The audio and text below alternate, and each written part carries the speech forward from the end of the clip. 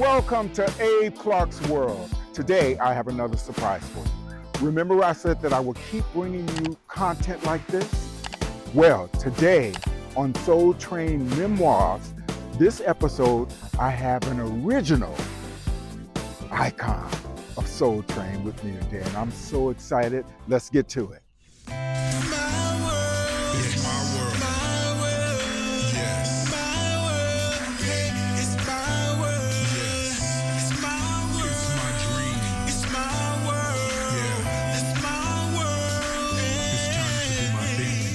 Okay, we are here. Thank you for tuning in today. I would like you to like and subscribe to the channel. Leave comments below and I will answer anything you ask me, okay? All right, I would like to introduce you to my special guest, Miss Thelma Davis, one of the original icons of Soul Train.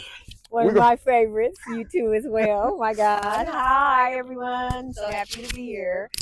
We're going to walk. Okay. Let's just take a stroll down this way and talk about a few things. All right, let's go. Beautiful scenery, lovely park.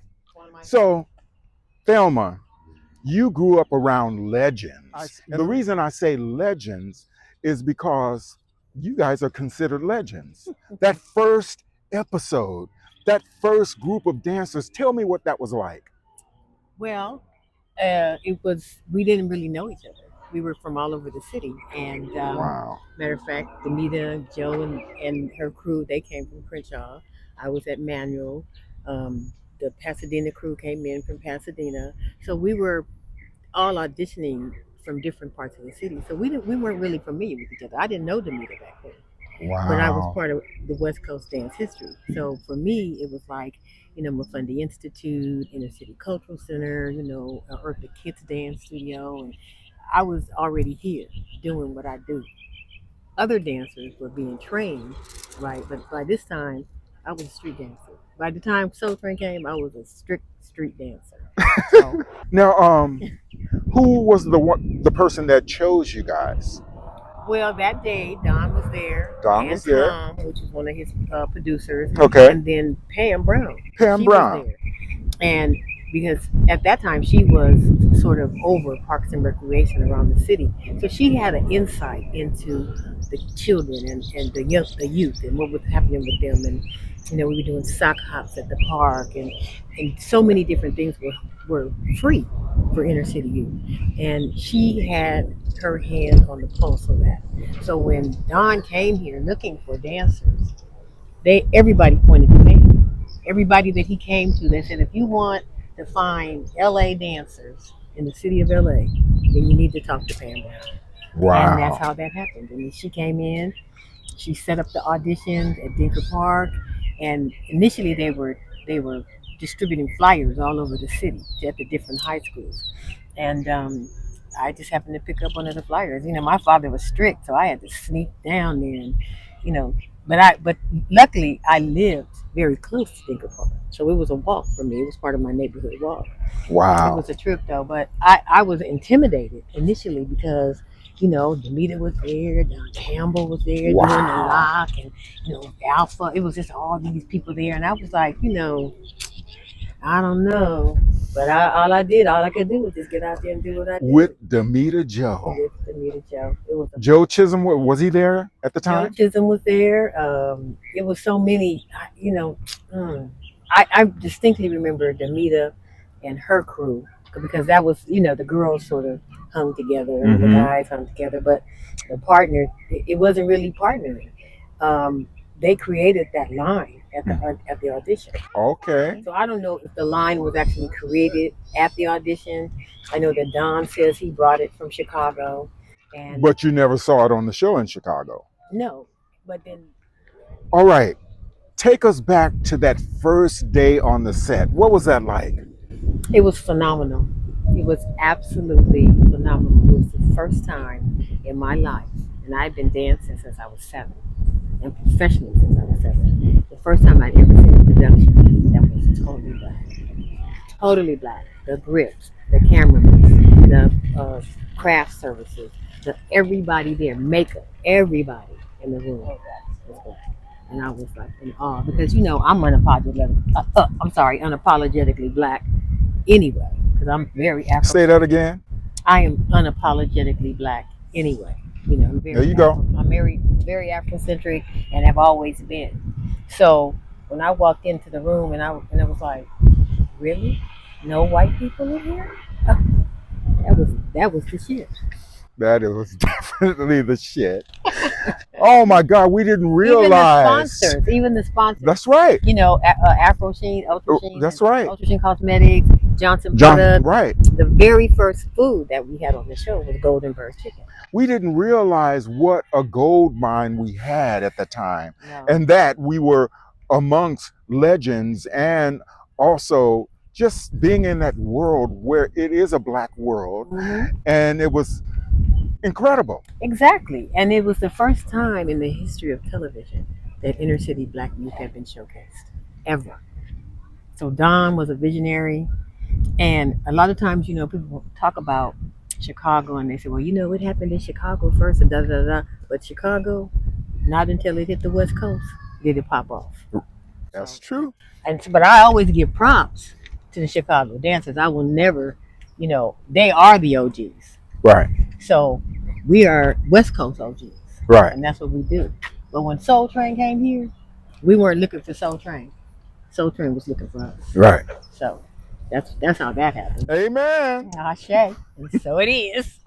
I know on the show you guys got to do a lot of traveling. Tell us a little bit about what you did traveling wise here and abroad. Okay. Well, initially, my travels started with doing promotional work for Johnson Products. Mm-hmm. A good friend of mine, Joe Chisholm, R.I.P., rest in heaven. We were doing promotional, in-store promotions for Ultra Sheen, Afro Sheen, and Ultra Sheen Cosmetics, and so they were sending us to places like Alabama and just New Orleans and southern states so that we could promote the product. And what better way to promote it than using Soul Train dancers? Right. And we were also traveling and doing the dance contests around it. We were judging the contests around the country and picking those dancers that were coming back to doing the Soul Train contest. And it was a get on the plane, go there, do the promotion, finish with the promotion, get back on the plane and fly. Did you?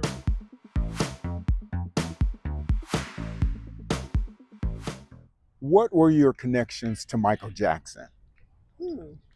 My connections to Michael started early when they first arrived here on the scene as the Jackson Five. Okay. We were hired as uh, in. They were doing these celebrity basketball games around the city. It would be the Miracles and Smokey Robinson and Marvin Gaye and even Don participated, the Temptations, and there's local groups they would compete against each other. Then I left and I went overseas and I was in Japan and I was working and they were working on that thriller project, right? Mm-hmm. And I really didn't even know that much about it because I wasn't living. Mm-hmm. And I came into town to recruit dancers to take back to Japan. And the girl that was participating in that video got sick, and they needed somebody in that spot. And as a result of studying under Michael Peters uh, and working with Michael Jackson prior to him being the iconic pop star that he was in 2005, it fell in my lap, and it was one of the most grueling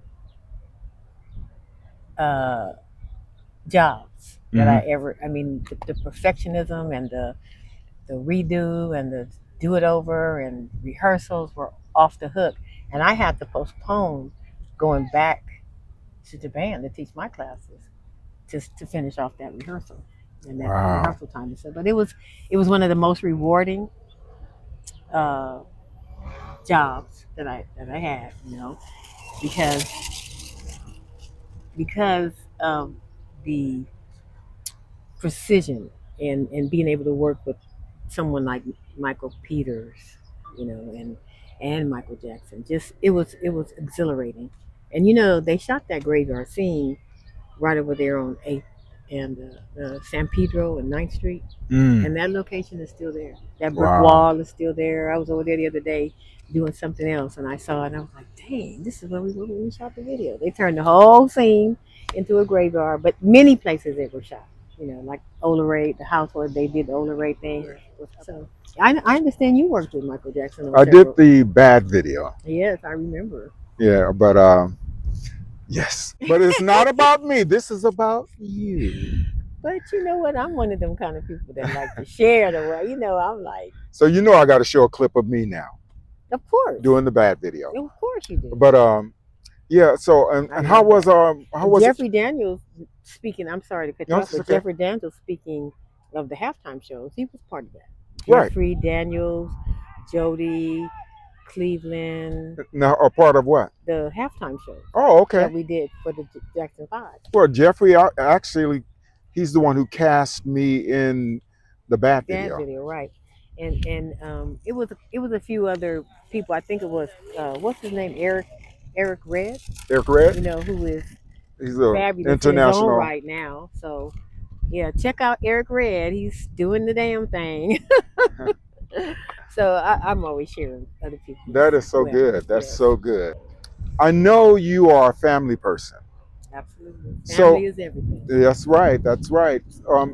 So tell us about your husband, your children. Give us a little bit about that because a lot of people who watch you on the show, they don't know that we have families, you know? And so people that love you, they want to know these things. Okay. I am the proud mother of two wonderful daughters, Shayna and Natalie.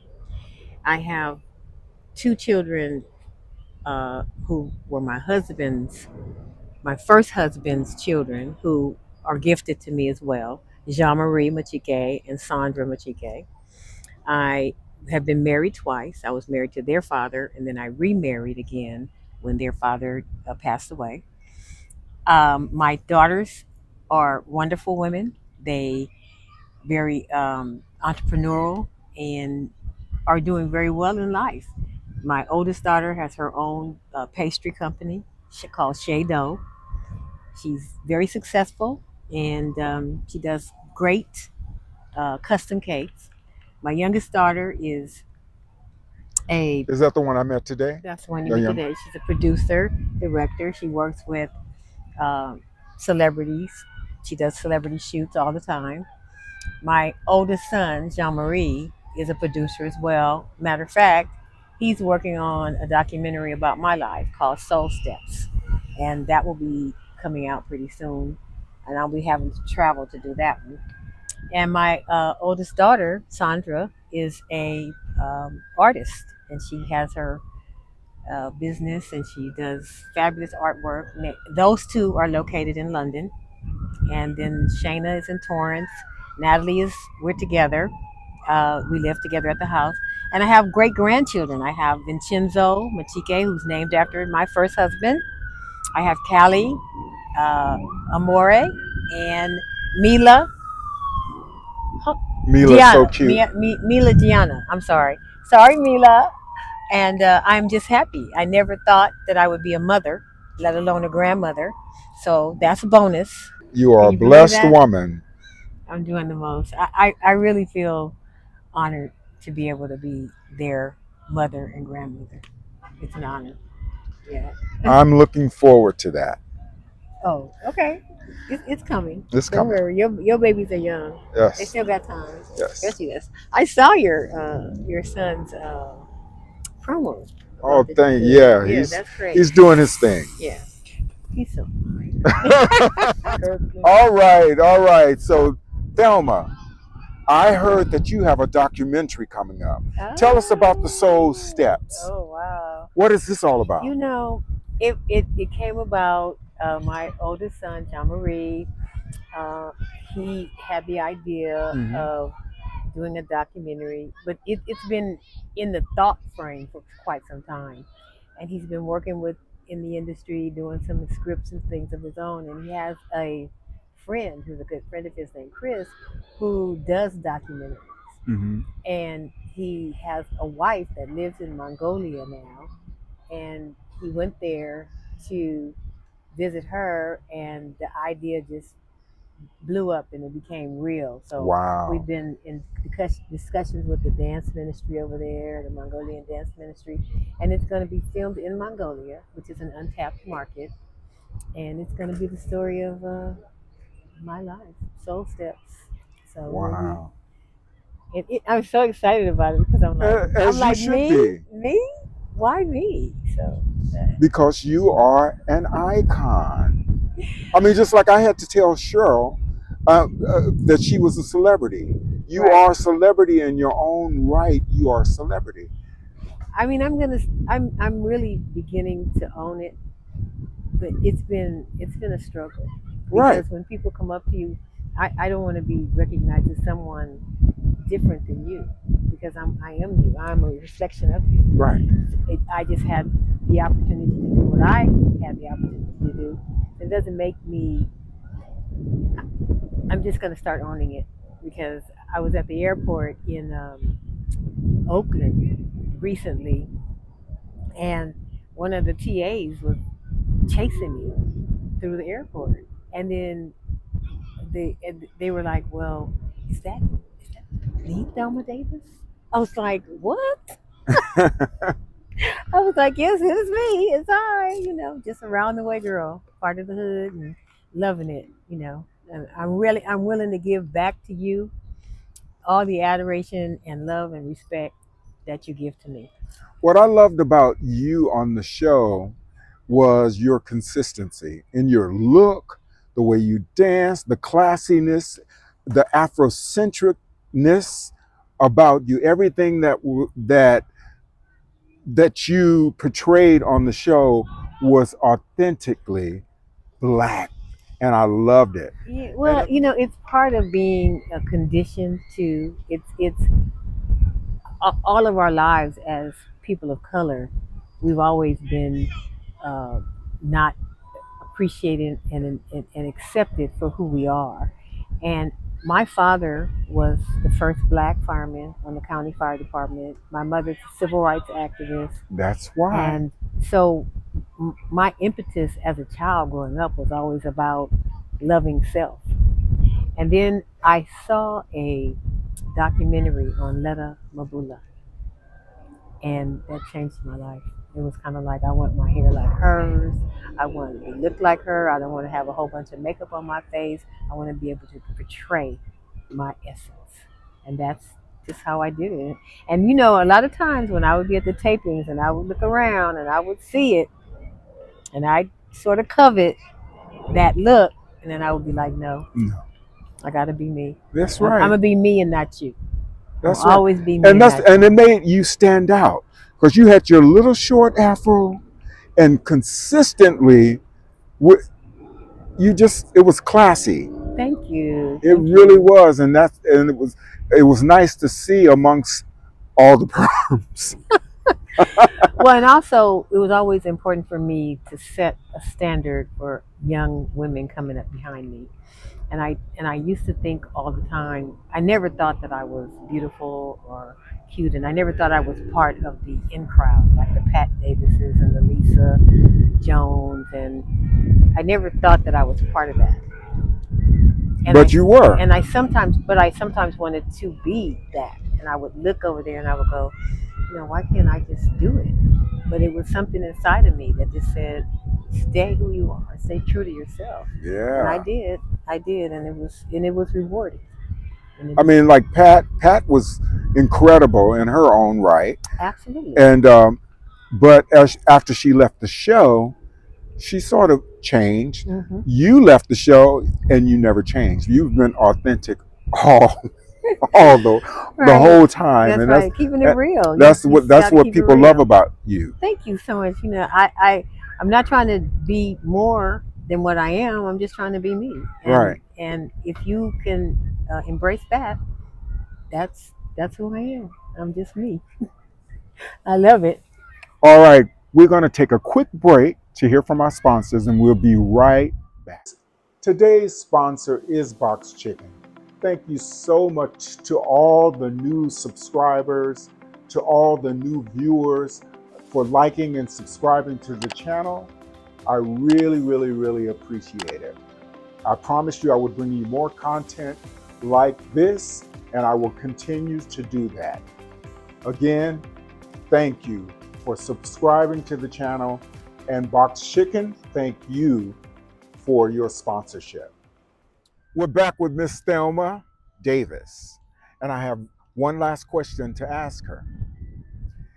Thelma, if you could create a time capsule labeled Soul Train, and it's going to be positioned for 50 years out, and the people that discovered are the youth of 50 years from now, what would it say in that time capsule?